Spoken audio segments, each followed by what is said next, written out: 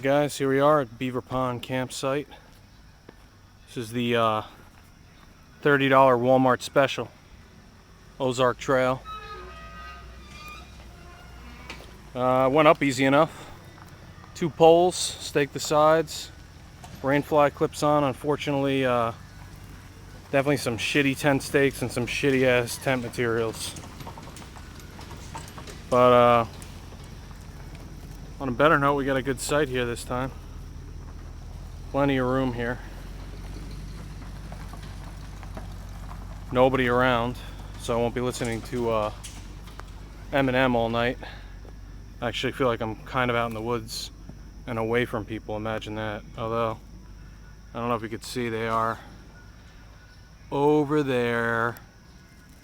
Boo. Nice canopy here for shade. Kind of hot today, but seems like it's cooling off a little now. But stay tuned. We're gonna get a fire going next. Get this fire set up. All right, guys. So we're gonna get this fire started here. I'm gonna be batoning with the Rat RC7 or the SE RC7. This is firewood we just got off the truck that comes by the campsite, so I don't know how thick or what wood this is we're dealing with here, but it batoned pretty well the other day, so we'll see. I'm gonna spray down the blade with some WD-40 first. It helps lubricate it and really makes batoning easier. Same thing if you're using a saw. So you present the blade into the wood about halfway. Normally you would find a rounded stick for batoning, but we're gonna just try and do another log today.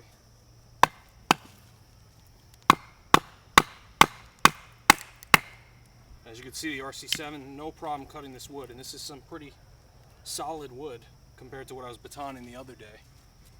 So you really get it in there. Once you get it in there, work the end of the blade with your baton like butter. It splits right through it.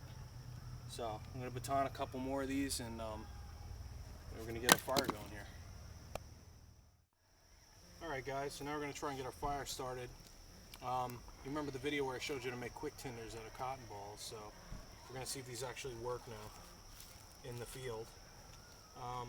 So I've set up a little, our small sticks, our tinder right here, in a crisscross pattern. It's even still a little warm here because somebody was camping here probably earlier in the day. So we should have too much of a problem getting a fire started in this situation. You know, it's not windy and it's summertime. So I'm going to do, like I showed you in the video here, and separate the cotton ball a little bit, so we get a good amount of it showing. Now before I place it here, and before I used my knife, my knife along with a flint, a magnesium flint, to ignite it. Today we're going to be using this Strike Force flint that I got from Campmore. It's really nice. It holds a quick tinder here in the back, a fire starter, and then it's got a lanyard here to cinch up this case. So you loosen the lanyard, you pull the case, and you've got your flint and your striker. And this only strikes in one direction. For some reason it doesn't work very well in the other direction. So let's see if we can get this guy started here tonight. There we go, we got it going. Now I'm going to slowly feed this. Oh, it went out on us. This means maybe too dried out.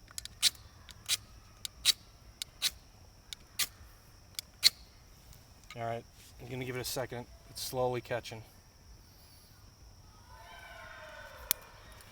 I just wanted to make sure it was going there, but it looks like now we've got it going. Obviously it looks like the longer these cotton balls sit, the longer they take to ignite. So we're going to start with little pieces first. Get these little pieces going. You should be doing this in stages. So this is a stage 1 piece. It's actually a little big actually, but I think we'll get it going. We're going to slowly feed the fire and get a nice fire going here. It's all about feeding it and giving it air. Feeding it and giving it air. Now I'm going to lay some cross pieces over. I'm using these 2 charred pieces to lay a cross piece over. Lay some more cross pieces on it. This is kind of using the teepee method, but you know, whatever method works for you, just go with that. Splintered wood is a lot better than solid wood. These pieces of bark ignite very nicely too. Be careful when you're doing this with gloves, because it gives you kind of a sense of invincibility, and before you realize it, your hand's burning. Now I'm going to start feeding it some medium pieces here. I'm going to start stacking some medium pieces on. As you can see, these cotton balls did the trick. With just the cotton ball, petroleum jelly, and your flint, you can get a fire going. Obviously these are ideal conditions. It's not snowing, it's not raining, it's not windy. It's a summer night in the middle of July, end of July. Okay, now we're going to start trying to lay some middle size pieces, some stage 2 and 3 on here. We're going to start to build up a teepee. I'm going to give it a second to let those ignite. Even though this is dry wood, I mean there's a little bit of humidity probably still in there, so you want to give it some time to ignite. Alright, now we really got it going. Let's start laying in those middle pieces, middle grade pieces, 3s and 4s, stage 3 and 4. Alright, put this guy right here and build up that teepee. So, I mean, it helps. You can, if you get to your campsite early enough, or if you're backpacking, you're going to be finding your lumber in the woods, so you don't have a choice. You are going to be splitting it and batoning it there. If you're camping, you can do it before you get here, which is what we did, because I had to work today.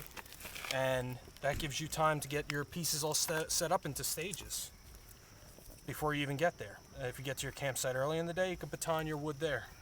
But really break it up into stages. You know, now we're feeding medium pieces here. We got a good fire going. And as long as we keep feeding it these medium pieces, we should be good to go. I'm gonna go grab some more mediums out of our bin. We brought just a big Tupperware bin, basically to hold the firewood. Does the trick.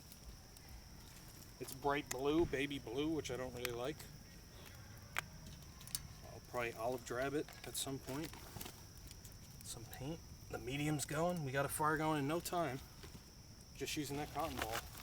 We didn't even use direct fire. We used the spark.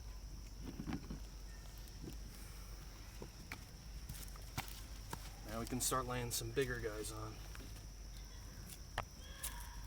I don't want to collapse this totally. To the other side. There we go. Get one going on this direction to support it. And, you know, we're getting to the stage now where we're using stage 4 pieces here, bigger pieces, but you can still lay a few mediums on. And what I'm realizing is we didn't really cut enough pieces for 2 fires, so I'm probably going to have to baton some shit in the morning when we make our morning fire. And you know what, if you can, I always say bring as much firewood as you can. You're going to use more than you think you need. We bought some extra pieces from the firewood guy, and now that I got this going, I realize we're going to use them. In addition to quite a bit of lumber that we brought. If your lumber's been sitting in the dirt, brush it off. Dirt and mud will make your fire go out. Good teepee going here. Now some people use the cross method, some people use the teepee method. The cross method where you make a stand and lay your pieces across it like a barbecue. I'm using the teepee method. That's what I like, but any method that gets your fire started is good. Doesn't really matter.